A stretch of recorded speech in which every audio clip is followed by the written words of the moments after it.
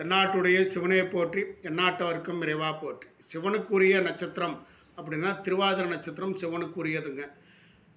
So Thiruvathirai நட்சத்திரம் சிவனுக்கு உகந்த நட்சத்திரமாகவும் இறைவனுக்கு உகந்த நட்சத்திரமாகவும் விளங்குவதால் தான் இந்த நட்சத்திரத்திற்கு திரு என்று அடைமொழியும் உண்டு. திருவோணம் என்று பெருமாளுக்குரிய நட்சத்திரத்தை நம்ம சொல்லுவோங்க.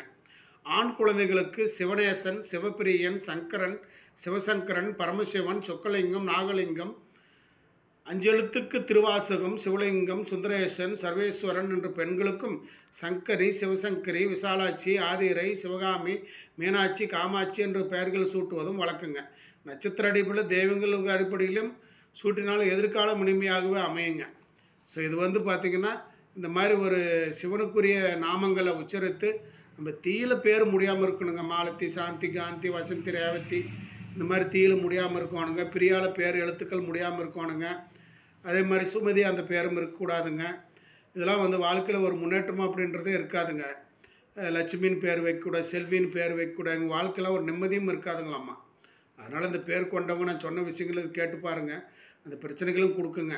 அதே போல் மணிகண்டன் அந்த பேர் வைக்கக்கூடாதுங்க.